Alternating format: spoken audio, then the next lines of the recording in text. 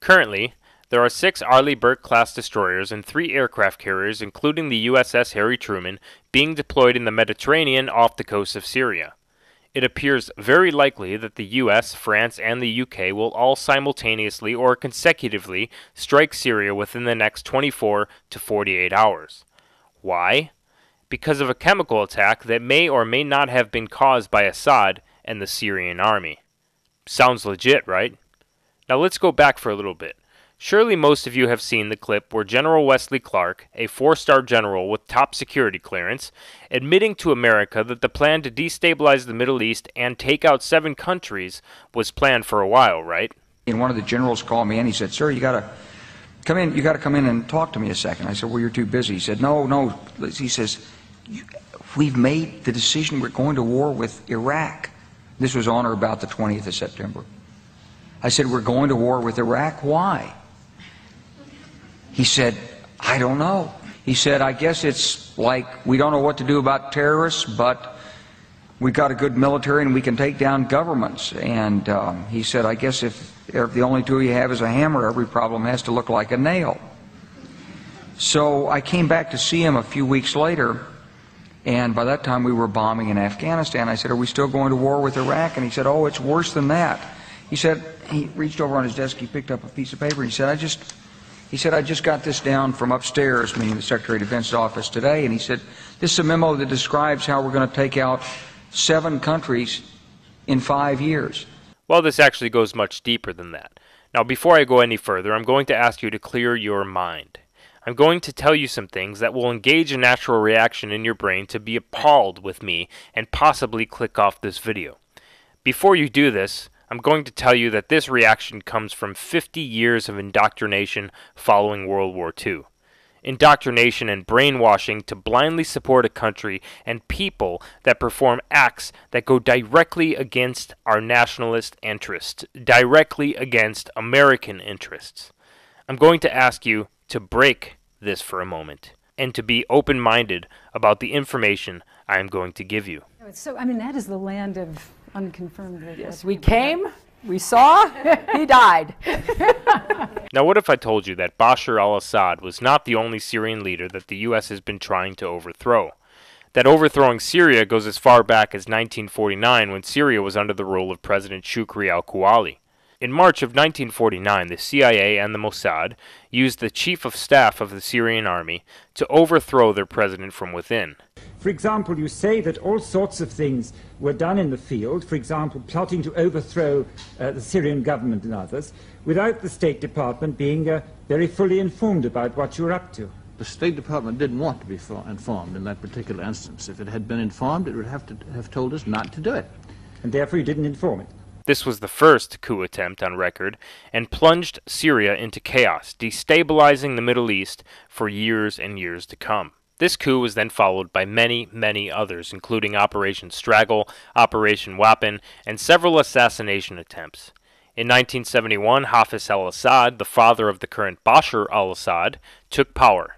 In this government document, it outlined the goal of destabilizing Syria and opening a 2-front war against the country and to eventually overthrow Assad's government. In another government document, it outlines this plan even more thoroughly. This document is entitled Scenarios of Dramatic Political Change. Now that you know the backstory of the various coup attempts on Syria's leaders, let's take you to current times. As we already know, there was a massive data leak by WikiLeaks during the election season of emails from the server of former Secretary of State Hillary Clinton. Within this leak was one very important email. The email reads, "The best way to help Israel deal with Iran's growing nuclear capability is to help the people of Syria overthrow the regime of Bashar al-Assad." Now, just the first part of this email probably reminds most of you of the Arab Spring, but let's go on. It goes on to say that negotiations to limit Iran's nuclear program will not solve Israel's security dilemma, nor will they stop Iran from improving the crucial part of any nuclear weapons program, the capability. The best way to help Israel?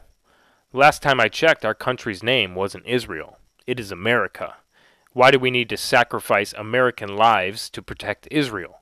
Surely they have the Mossad and the great fighting power themselves, right? Now this is a question that even Fox News host Tucker Carlson posed in a recent segment. What is the American national security interest that would be served by regime change in Syria?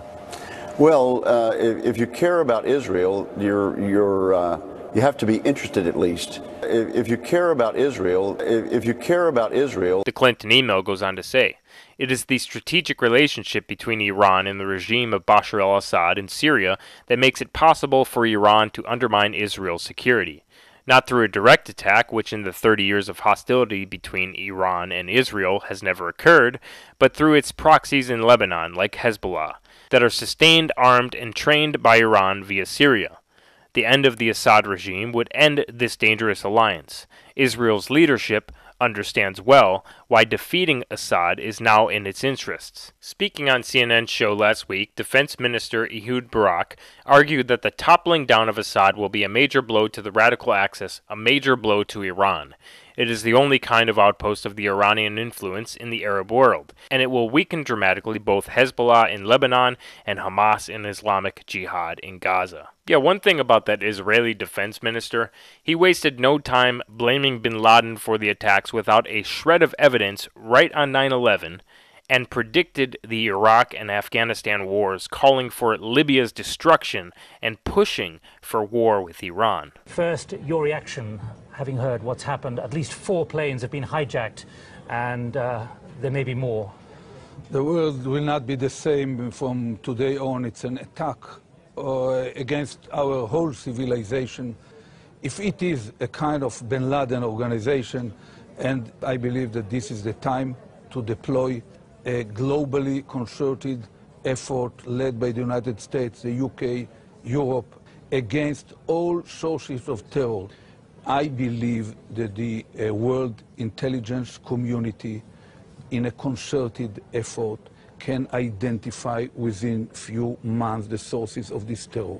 They can identify the places where they are deployed on Earth. Every such a place is within certain country. The bin Laden sits in Afghanistan. There is a source of terror. Who else can you identify, though? Because we're not saying he's responsible for this necessarily. No, we don't say that he's necessarily responsible. And we should cooperate with all, preemptively? Both preemptive and by diplomatic means, namely rogue states. Iran, Iraq, Libya. These kind of states should be treated as rogue states. Now this is reinforced obviously with Hillary's proposal, if she got elected, of the no-fly zone, which would have likely immediately resulted in war with Russia and Iran. This is reinforced as well by Hillary Clinton and Barack Obama toppling the Libyan government by way of military intervention, taking down Gaddafi, which now we have seen led to open-air slave markets in Libya. But why do we want war with Iran? Why all of the hostility towards the Shiites while the terror attacks on the U.S. are coming from Sunnis? Why? Because it would help Israel. If you care about Israel, you have to be interested at least. Once again, this is another question that Tucker Carlson posed to John Bolton, one of the chief warmonger architects of the Iraq War. Here was his response. What does Ambassador Bolton think is the greatest threat to America today? I think the Iranians have clearly gamed what they plan to do after the defeat of the ISIS territorial caliphate. Yes. And we're now suffering the consequences with Iran literally on Israel's border,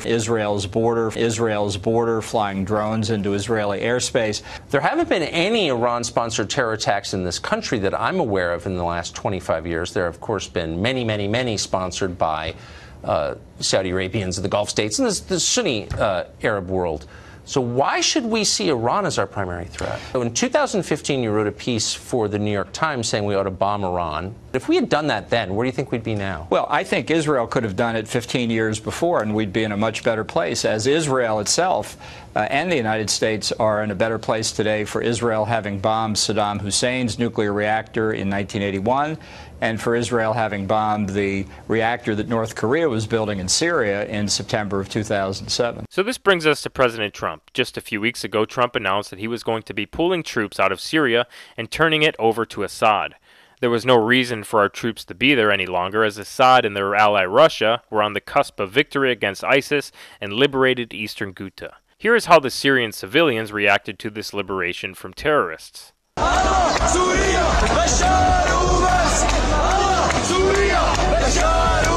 Upon Trump announcing a pullout, Israel and other globalists within our government obviously didn't like this idea, and Netanyahu tried to convince Trump into staying in Syria.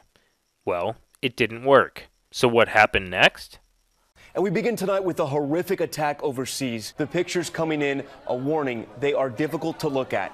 Children being hosed off. Both the left and the right, via Mind Control Inc., which is our media, without having any shred of evidence this was in fact Assad, relentlessly urged Trump to take action against Syria immediately. You know who else urged Trump to strike Syria? Israel. Netanyahu and other leaders of Israel were begging Trump to attack Syria immediately. The last time I checked, we gave Israel $38 billion in 2015 and billions of dollars every single year. You would think that they can start and finish their own wars, right? Well, Israel did strike Syria shortly after the alleged chemical attack, but it had nothing to do with the so-called chemical attack in any way, shape, or form. Even the New York Times was bold enough to admit this in an article they released saying, Israel's strike on Syria did not appear to be in response to that event, raising the possibility that Israel had merely seized the opportunity to take out what it saw as a threat to its own security. Which it was. They just took advantage of this opportunity to justify taking out a T-4 airbase that Iran was using. Israel's strike killed Iranian nationals. Once again, war with Iran and destabilizing the Middle East is in Israel's best interest, not ours. We'll get into why that is in a minute here. Now back to the chemical attack. Why in the world would Assad launch an attack on his own people directly after he liberated those same people in a victorious military action? Why would he poison children of his own country directly after Trump announced that he would pull out and turn the country over to him, which is what he wants most of anything? The answer is, he wouldn't. The New York Times, Fox News, NBC, ABC, The Guardian, pretty much all other mainstream news sources, independent journalists, and alt media have collectively confirmed that ISIS has used chemical weapons at least 52 times in Syria. Not to mention the fact that the last attack in 2017 wasn't even confirmed to be sarin gas, based on scientists determining the improbability based on the contact the first responders had with victims and their subsequent reaction. This attack was with chlorine gas, something that ISIS has access to, something that ISIS has used in the past. And if they can get the U.S. to strike Syria somehow, well, that would slow down the winning of Assad against ISIS just a little bit. Also, after Mattis said that there was no doubt that this was Assad in 2017 after the U.S. struck their airbase, he recently this year came out and admitted that the U.S. was not in fact sure it was even Assad or the chemicals they had used. Sounds like something that we should just bypass Congress and launch an illegal war for, huh? And we have yet another deep state and ziocon coup attempt we're facing today. And it's fine, because Mind Control Inc. can just distract you like the sheep that you are with a story about a sex scandal with a hooker from 12 years ago, while Israel and all of the other Israel firsters pull us into another war, right? It is also important to note that the so-called first responders, who are known as the White Helmets, have also staged attack victims and have posed with ISIS militants time and time again, revealing that they're probably not the most trustworthy of people either. So I pose to you this question. How are we supposed to support a country who has had operatives within the U.S. conducting the largest spying operation on the U.S. government? Now Fox News has learned some U.S. investigators believe that there are Israelis again very much engaged in spying in and on the U.S. Have had operatives indicted on terror charges against the U.S. while conducting surveillance on our government larger than the Soviet Union ever has or ever will. Since September 11th, more than 60 Israelis have been arrested or detained, either under the new Patriot anti-terrorism law or for immigration violations. A handful of active Israeli military were among those detained, according to investigators, who say some of the detainees also failed polygraph questions when asked about alleged surveillance activities against and in the United States. Investigators suspect that the Israelis may have gathered intelligence about the attacks in advance and not shared it. A highly placed investigator said there are, quote, tie-ins. But when asked for details, he flatly refused to describe them, saying, quote, Evidence linking these Israelis to 911 is classified. I cannot tell you about evidence that has been gathered. It's classified information. Whose operatives have been seen celebrating after the attack on 9/11. There was a group of Israelis, some of whom later were revealed as Mossad assets, who were arrested after cheering and high-fiving and videotaping the crash of the airplanes into the World Trade Towers. Have stolen American technology on multiple occasions. The Israelis are certainly an immensely malign influence in the United States.